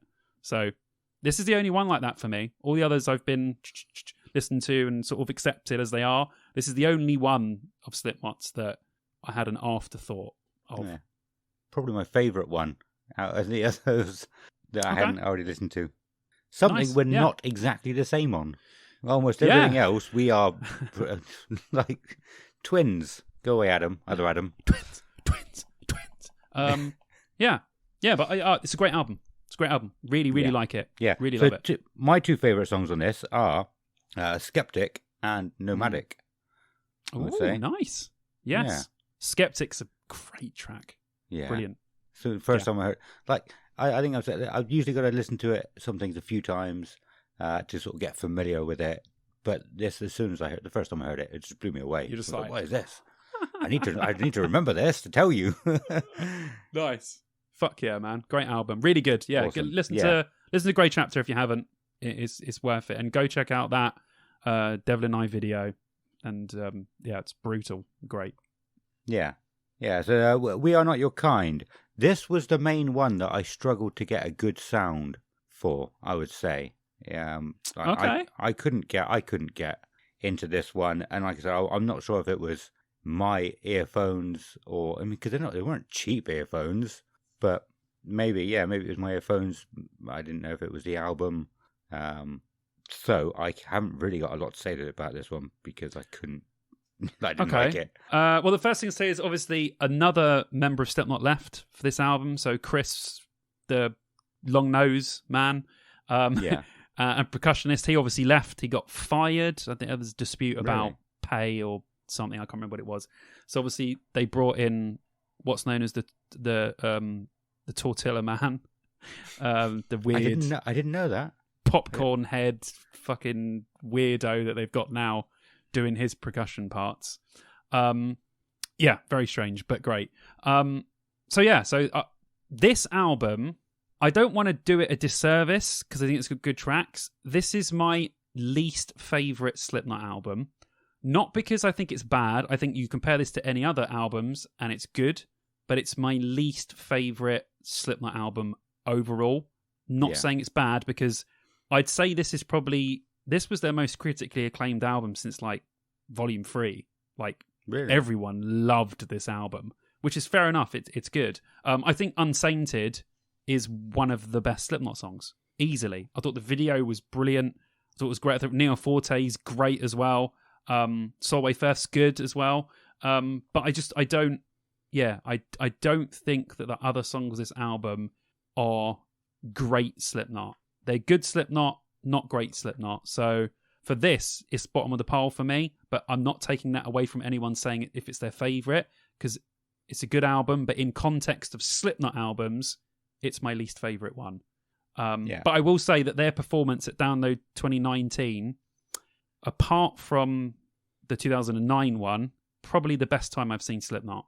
They were fantastic in 2019. They're going to have to do a lot to top that this year because they were bloody brilliant. And I had all my friends around me. Like 2019 was a good download year because a lot of my friends, some of my best friends that hadn't been to download in a long time, came, and my brother came as well. So it was a big deal to see Slipknot again with the same people that I saw them with in 2009. Yeah. So it was kind of like it felt like a sort of anniversary. So it was really great to watch this gig again with my friends. It was brilliant. So that gave it another little boost. But I also thought that they were really good. And again, it's all on YouTube. It's a really, really great gig to watch. This one, they're I'm very not watching good. 3 Slipknot gigs. I'm gonna and a video. I'm gonna 2 videos. You got 2 videos to watch. Yeah. Oh yeah. You got to watch Left Behind and Devil in Eye. Oh yeah. No, I'll know I'll know Left Behind. Okay. I do remember it. Yeah. But Devil in Eye. so looking at this one, I would not have known any of the songs from. I don't even know what singles they brought out from this. You don't know Unsainted? No, I don't know Unsainted. What? It's a huge track. Like, yeah, well, it's at a least all the great other song, ones. dude. That's Is a it? great song. Is it? Yeah, Okay. man. Oh, dude, listen to Unsainted. That's a killer Slipknot track. That is. Yeah, absolutely killer. I was going to say, like with the other ones, I at least knew the singles that they brought out from them. Yeah, But this, I had no idea. I heard of the album when it came out, but that was it. You know, I didn't pay any attention to it. Didn't know they brought out any all right. singles. It's fine. I might try. But again, yeah. Go on. I might try to listen to it some more. Still, Mhm. so maybe different headphones, but Yeah, try it. It's still a good album, but personally my least favorite, but still good. yeah, cool. And the end so far. Do you know what? I didn't actually get around to listen to this one this time, but we did speak about it before. I've still got it downloaded. I wasn't too keen on this album either, if I'm honest. So I like it. Go on. Sorry. I like it a little bit more. I like some of the songs a little bit more than from when we spoke about it when it was first out. What was it, 2022? It feels like such a long time ago we spoke about this album. But yeah, some of these songs have grown on me, but I still wasn't that keen on the album as a whole. Yeah, I mean, it's again, they've done what they've done when they've done Subliminal Verses. They've stepped away. They've kept some of the same things because the Dying song is pretty much just a standard Slipknot track single that you would expect from them, which is still really good. But this album marks a huge thing in Slipknot's career, which is it's the last album they'll ever put out on Roadrunner.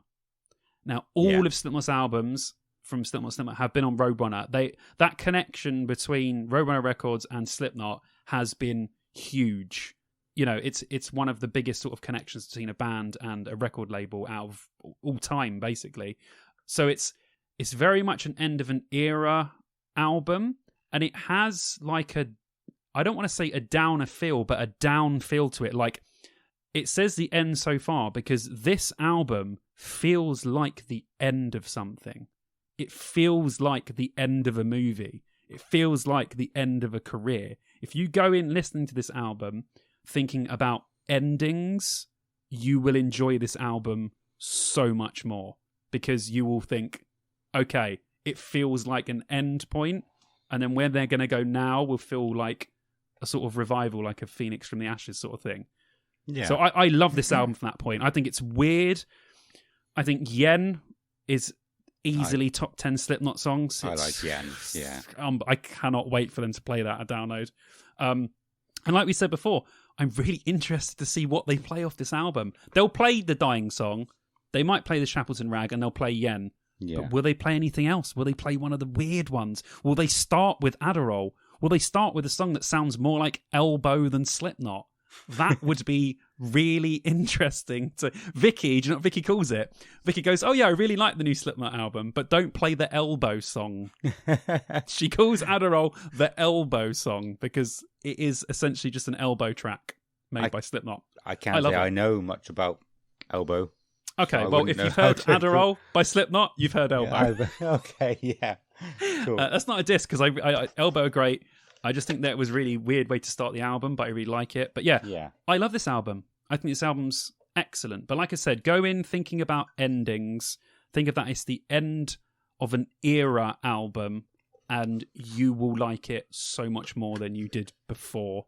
Yeah. And then it might bring you round to this album. But I do think it's worth the time. I think it's a wicked album to see Slipknot on. God knows what they're going to play, because now they've got 7 studio albums under their belt, loads of stuff to choose from. They always pull something random out of the bag whenever they play live. So who knows what we're going to get from them this year? Could be anything. Don't know. Yeah.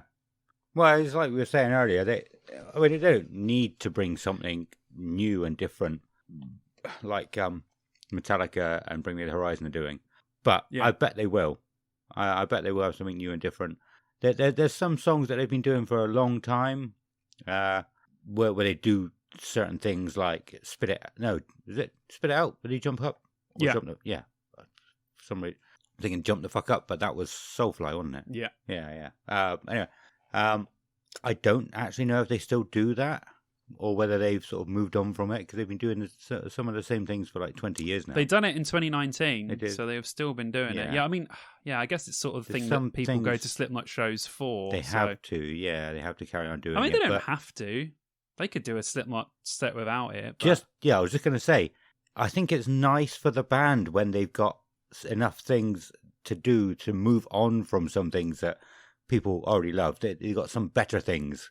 People might not always think it's better at the time, but another thing I've said before, like when a band can replace the last song they play with something else, it's always cool, because it's good enough to replace it. And I think I said that that's something that Shinedown have been doing, like been able to do all the time. Like they're constantly doing better stuff. But yeah, so hopefully they do something new and different for their sake as well as ours. Yeah. That'd be cool. Yeah. And I mean, like I said, we just won another Slipknot show. We'll be happy with just another Slipknot show. I mean, yeah, on the that Sunday is going to be so brutal. Yeah. Oh my God. That Sunday, it's the most metal day possible. It's on the bloody Sunday. Sunday used to be the classic rock day, so you could chill out after your crazy weekend. But now they're putting the heaviest bands on the friggin' last day. So yeah, it'll be interesting. It'll be interesting to see what they play and what they do. But I do like this album, and overall, I love Slipknot. I love Slipknot as a band. I love, I'll say, I have a love and hate relationship with Corey Taylor, because I think he's got a big mouth on him sometimes, and and the whole thing with Machine Gun Kelly. I mean, when people have beef, it's just embarrassing. It's not good. I mean, it's two grown men taking digs at each other over Twitter. It's embarrassing. It takes away from the band. You shouldn't be doing that, really. But he's been doing that for a long time, and he's very, outspoken and stuff, and I respect him for that. But he says a lot of things that I don't agree with. So on record, I love him. As a person, I have a mixed relationship with Corey Taylor, but always have a good connection live, so I will be very happy to see them. Yeah, well, on that, I've got to admit, I have never really heard much of what Corey Taylor has done. I've heard people saying for years and years and years that he can be a bit up himself. He's a bit of a twat sometimes, but I've never looked into it. I've never really heard it. I mean, I can understand how he could be. He's one of the biggest rock gods on the planet, and you'd have to be an incredible person to not let that sort of get to you a little bit. So I mean, I could see how it's possible, but yeah, I've never seen it.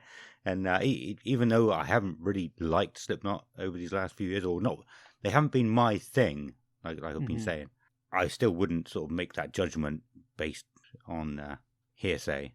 But I just think he's just that type of person to me. Comes across as, which is fine. Like, I think if he was just some random bloke in a bar, he would be doing it. Like, I think that's just him as a person. I'm not saying it's a bad trait. Yeah. He's just a different kind of person to what I am. Yeah. Which is fine. They don't, So I will say quickly, I don't know why that just from what you were saying just reminded me of it, but there's a really funny Slipknot clip when, I don't know if you've seen it, I'm sure other people have, when this guy's trying to get an interview with them at some festival in Europe. This is recent. This is like, what album would this been on? Not long ago. Like, maybe Grey Chapter. Yeah. And this guy's trying to get an interview with them before they go, like literally just about to go on stage. And he puts the mic up to Sid, and he just starts going, like coming out of this like made up language. Yeah. And this guy's like, what on earth is going on? And then he walks off, and then he puts the thing up to Clown, and Clown just starts shouting random stuff. And Corey Taylor's in the background just going, like they're doing, like they're just acting really weirdly, and it's hilarious. Like just how, you know, they always said that when they put the masks on, they sort of, the idea of the masks was sort of to become another person, to become sort of all the things you dislike about yourself. So you could shed it as like a layer of skin when you took them off. Yeah. So they, you know, they're very different personas of when they put the masks on to the people that they are normally. You know, they go crazy on stage. They probably wouldn't do that normally. So it's just interesting to see them being not out of character, but just acting as the sort of characters that they're depicted as when they wear the masks, which is really weird. But I just think that's another cool layer to Slipknot, because people just think, oh, they wear a mask because they want to stand out, and I'm sure that's how it started. But with them, it has levels. I'm sure I've heard Corey Taylor talk about, you know, you put on the mask, you sort of become a different person, a different version of yourself. Yeah. And I think that's really cool. I just think that adds to, I know we all know what they look like now, and it's kind of ruined it, but it is still cool when they put the masks on and they become those different personas. So I thought that was just worth mentioning. And that clip is really funny. Yeah, cool. I'm not going to look it up. Don't want to. No, I've got too much on my plate now. I'll send it to you. I'll send it to you. It's literally like a minute long. It won't take you long to watch. I'll send it to you, man. But yeah, no, I think around the time when he was having that beef with Machine Gun Kelly, I think I did see some videos online, but it was just, it wasn't bad videos. It was just like Corey Taylor doing Q&As after, was it maybe after gigs, or he did a tour of just Q&As? Yeah, I think he did like an evening with Corey Taylor kind of thing. Back in I think where it was like just asked him 2011, stuff, I want to say. And I thought it was really good, and I was like, he doesn't seem like a twat at all, what people were saying. He seems really cool and down to earth. It's just one instance over so many years. But yeah, I just wanted to mention that I thought that was cool that he did that, and he seemed seemed down to earth and friendly at that point. He is in a lot of stuff. Yeah. Sometimes goes off on one, which is I'm not trying to oppose what you're saying. I get it though. Yeah. I'm sure if I met him in real life, we would get on like a house on fire, because I'd have so much shit to ask him. I would probably fanboy out like hugely as well. So I'm not sure if I would with anyone. Oh, you see, you say you wouldn't, but when you meet these people, you gush. You can't help it. You start to gush. There's not many people I would put on a pedestal above me, because I know they're just people. Does that make sense? Not saying. Yeah. I'm not saying. But I'm not saying I'm as good as these people. I'm as good as famous people. I just don't think. I don't know. That sounds really bad. No, it's not that though. It's not that I think that they're better than me. It's that when you see these people and you've listened to these people, and these people have been a part of your lives for so long, when you finally meet one of these people, you can't help but have almost an out-of-body experience, because it is like meeting someone that doesn't really exist. They exist, but they don't exist in real life. And when they're there in the flesh and you're close to them, you kind of just go, wow, like your mind, well, that's what happens to me anyway. I don't know. It might happen to me. I don't know. It might not. I feel like it wouldn't. I feel I'd just be like, hey, man, how's it going? Sort of thing. Like, yeah. I don't. That's fair. I mean, yeah, that's fair enough. But I don't know. I suppose being from London, you would have had more opportunity to meet people. It would be more possible. So you maybe thought about it more. Whereas so many people. Don't ever see famous people down here. So well, you go to a club in London, and this happened numerous times, and you'd be in there, and you'd turn around and be like, oh, it's just Matt Tuck from Bullet for My Valentine, just standing next to me. All right, mate, how you doing? Yeah, good, man. Sweet. Like, obviously, London draws in a lot of people, so you do see random people, and you tend to run into a few. I've run into him a few times. You tend to, meet people like that. The only time I've had a weird out-of-body experience meeting someone is I met Jerry Only, who's the bassist from the Misfits. And I could not believe that I was meeting Jerry Only from the Misfits. And the other thing was that he liked me so much because I got a giant tattoo on my back that says Misfit written in the Misfits font. Yeah. So I had my shirt off at the gig, and I said, "Oh, Jerry, man, I love you so much." I was fucking just gushing, and I said, "Check out my tattoo," and he went, "Oh my god, that is amazing!" And he obviously, if you know who Jerry, he's just huge. He's like a wrestler, massive, right? Right. He grabbed the back of my head with his giant hand, pushed his forehead to my forehead, like touched foreheads with me, and said, "Thank you so much, dude, for like getting my..." And this is a legend, you know, it's been the biggest punk bands of all time, like, influenced bands that influenced other bands, you know, without the Misfits, there'd be no Metallica, you like that. And he was so appreciative of me having a tattoo of his band on my back. Yeah. It was just like, my mind was, it just exploded. I couldn't believe what was happening. And that was an out-of-body experience, 100%. Like, I think when someone meets someone that's that important to them, like he is to me, that will happen. Like, I reckon if you met someone from Maiden, dude... Maiden is going to be one of the only ones. Yeah, I honestly think that you would be, like, blown away, like, totally. So it can happen. It just has to be the right type of person, you know? Yeah. I'd be the same if I met anyone from Slipknot. They've been there throughout my whole life of being from a teenager to now. If I met a member of Slipknot, I would be... I don't know what I'd do. I don't know what I'd do. So I don't know. Yeah. I don't know how I would feel, actually. Like I said, maybe it's just something that is very, very unlikely to happen to me here. So it's never really... I've never thought about it. I've never thought it's a possibility. So I just like, it's not going to happen. Doesn't matter. I'll be fine with it. Yeah, you never know. You never know how you're going to react, literally. You're never going to know. You might just like randomly start crying or something. You don't know how your brain is going to react to you meeting these people that have been a part of your lives for so long. So, but yeah. Anyway, I don't know how we got onto this, but meeting Slipknot would be really cool. But yeah. Well, yeah, we pretty much finished talking about the end so far. We obviously had Bone Church recently. I wasn't too keen on that. You said you loved it. Yeah, loved it. Thought it was brilliant. Thought it was another extension of what they were doing on that. I know it's weirder because it's like an offcut of it, something that they didn't originally intend to put out, as far as I know. But there's a whole Slipknot album that should come out that Clown has said. So basically, when they recorded All Hope Is Gone, him, Joey, and a couple of others started playing other weird stuff without the other members of Slipknot, but everyone sort of pegged in. Yeah. And apparently there's a whole album of that weird stuff. And I think the song Till We Die, which reminds me of Bone Church, is from those sessions when they just started to write all this really strange music. So we might actually get a very weird Slipknot / not Slipknot album come out one day that is all of that strange stuff that they played separate to All Hope Is Gone. That's interesting. And it made me wonder if it was recorded, if it's already recorded, would the record label own it if it was recorded in their time?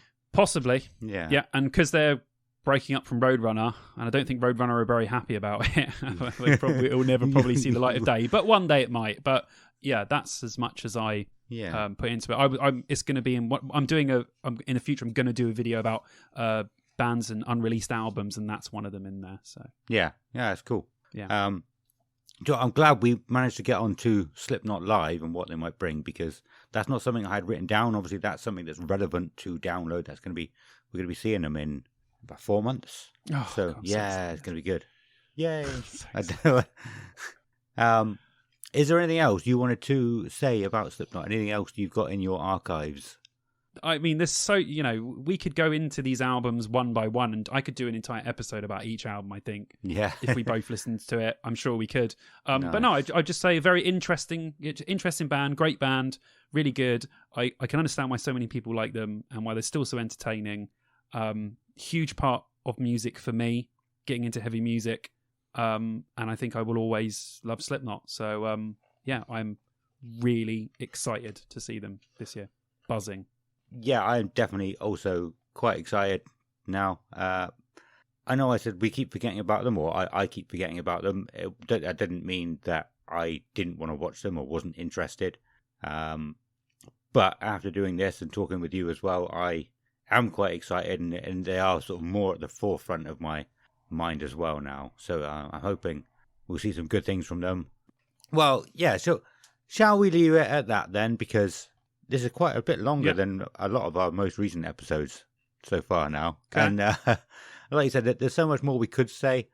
I'm sure there's loads more we will say, but we're going to have to leave it there for this episode. So as I was saying at the beginning of the episode, our Discord is popping off right now. I hate that saying. I don't know why I said it. But it's going really well. And there will be another competition to win free beer very, very soon. So come and join us. If you're listening, if you're new, if you're not new, come and join us in the Discord. We have some awesome chats over there.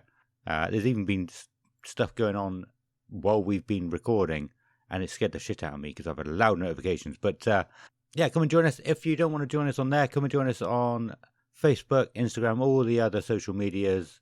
If you want to send us a message about anything you want, whether you want to give us a topic to talk about, correct us about anything, we always say we're happy to be corrected if we say, because we're bound to get things wrong every now and Definitely. then. But yeah, anything you want, you can get us, and you can email us as well, deardownload2003@gmail.com, or Dear Download or Dear Download Podcast on all the other social medias.